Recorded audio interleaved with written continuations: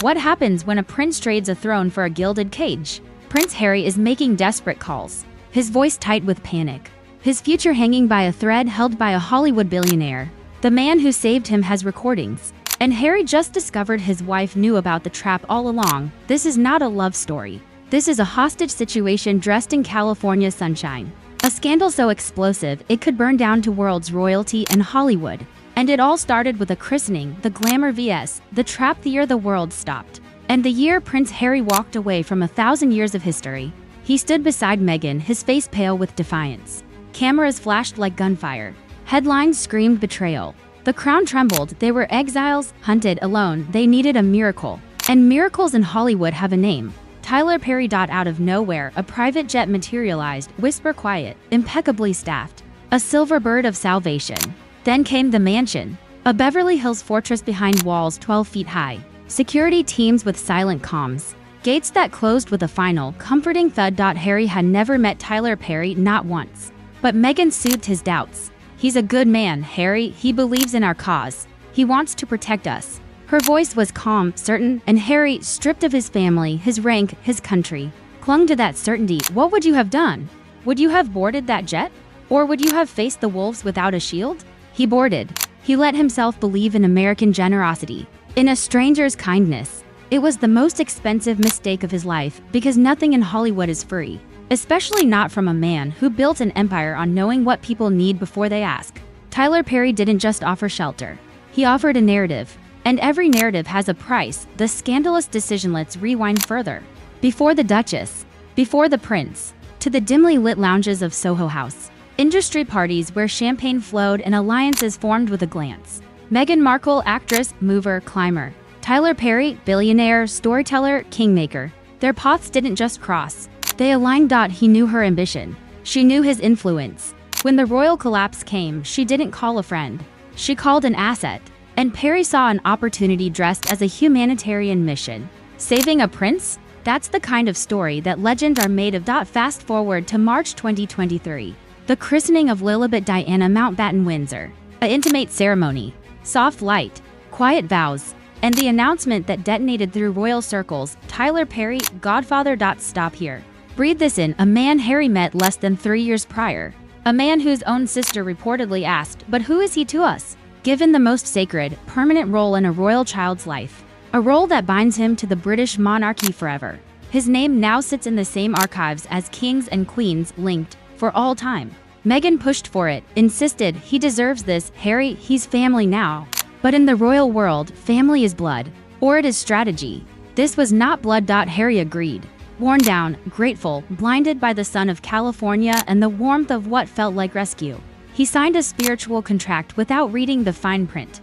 And the fine print contained a clause written in invisible ink: leverage. Smart move or a surrender of his last shred of sovereignty? The Optics watched the footage from the Paley Honors, December 2024. Tyler Perry takes the stage. The room rises in applause. The camera cuts to Meghan. She is a vision in crimson, smiling, clapping, eyes bright with performed pride. She is the picture of loyalty, but look closer. See the emptiness in the smile. The calculation behind the eyes. She is not celebrating a friend. She is maintaining an alliance. And Harry? Harry is absent. Officially, a scheduling conflict. Unofficially, a cold, hard refusal. The tabloids spun it as marital discord. Another rift in the Sussex fairy tale. They missed the real story. Harry wasn't fighting with Meghan. He was hiding from Perry because by then, the first whispers of the lawsuit had begun to circulate. The first whiff of scandal. Derek Dixon, $260 million. Allegations that turned stomachs. A legal complaint that painted Perry not as a savior but as a predator. And Meghan's response?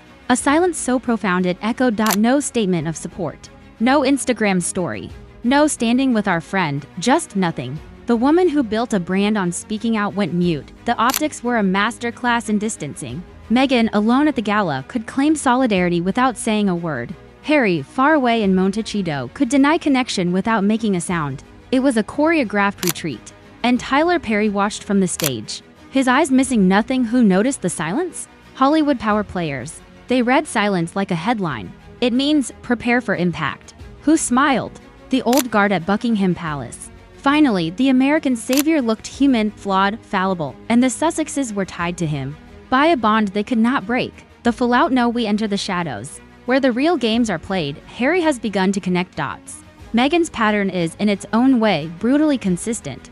People are assets. Assets depreciate. And when they do, you divest. Her father, Thomas Markle, discarded after the wedding. Her childhood friend, Nanaki, pretty erased after giving interviews.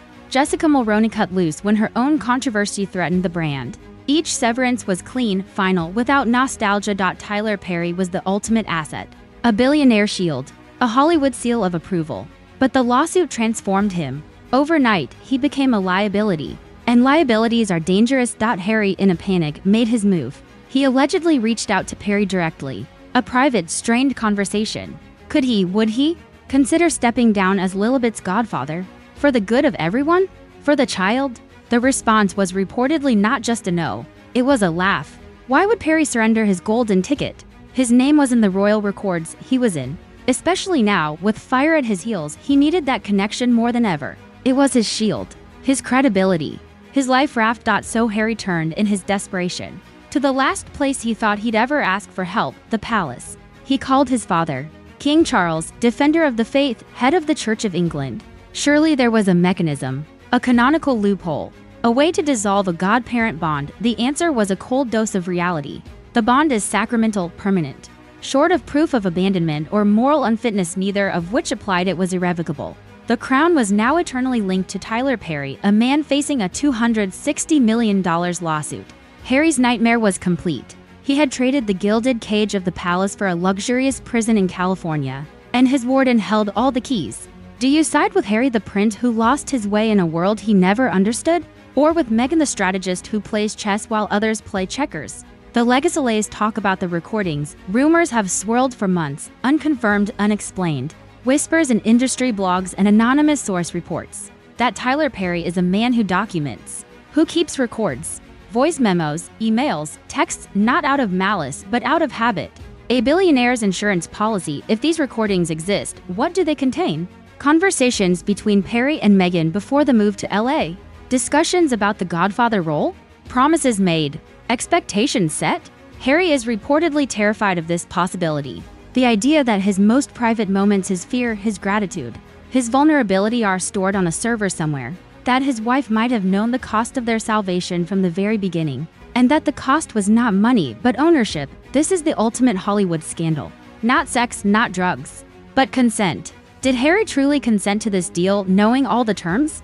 Or was he the last to know the price of his own freedom? His legacy is no longer that of the rebellious prince. It is of the trapped prince. A man who fled one system of control only to surrender to another. Every interview he gave, every barb he launched at his family, now seems like lines in a script he didn't write. A narrative engineered for maximum sympathy and maximum leverage. Meghan's legacy is being rewritten in real time. From victim to mastermind. From duchess to dealmaker. Her greatest strength, her relentless agency, is now being viewed as her most chilling trait. She survives. She adapts. She moves on. And people are left in her wake. And Tyler Perry? His legacy hangs in the balance of a Los Angeles courtroom. But his connection to the crown is unassailable. He is in the history books. A fact no lawsuit can erase. The reckoning atmosphere in Montecito is now described as frosty. Not with marital strife, but with strategic tension. Harry is asking questions he never asked before. Meghan is providing answers that sound like press releases. They are a partnership at a crossroads. Harry wants to cut Perry loose, to publicly distance, to salvage what's left of their reputation from the coming storm. Meghan knows you cannot publicly distance from a godfather. It would be an admission of catastrophic error. It would make them look reckless, guilty. So they are stuck, paralyzed, waiting for the lawsuit to explode, waiting for the headlines to connect royal godfather to sexual assault allegations, waiting for the king's private fury to become public. And through it all, Tyler Perry remains publicly gracious. He speaks of love, of family, of his honor at being chosen. He is playing his role perfectly. The dignified benefactor, the wronged man, the godfather who only ever wanted to help. It's a brilliant, terrifying performance. And Harry is trapped in the audience, forced to applaud. Explosive cliffhanger out. Rosso, what happens next? Option 1, the lawsuit escalates. Details leak. The media, starved for a royal-adjacent scandal, dives in. Harry and Meghan are dragged into the mud by association. Their brand of compassionate activism collides with a Hollywood #MeTooEarthquake. They are forced to choose: stand with Perry and drown, or denounce him and look like hypocrites. Option 2. Perry settles. Quietly, the lawsuit disappears. But the damage is done. The whispers remain. The connection is now stained.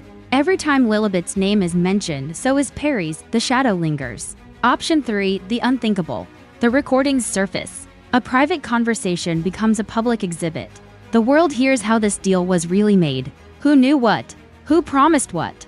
The Sussex narrative unravels in real time. Harry is making desperate calls because he sees the storm on the horizon. He is a man who has lost everything once, and he is staring into the abyss of losing it all again.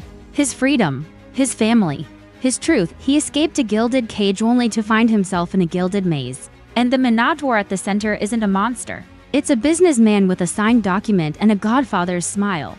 The final question isn't about scandal. It's about survival. Can Harry survive the world Meghan brought him into? Or is he forever the prince who traded his crown for a chain he never saw coming? Where do you stand? Team reality: Harry must face the consequences of his blind trust? Or team strategy: Meghan played the only hand she was dealt in a vicious game? This is the royal family's darkest hour, and it's happening 5,000 miles from the palace. Choose your side in the comments. The truth might be recorded and waiting.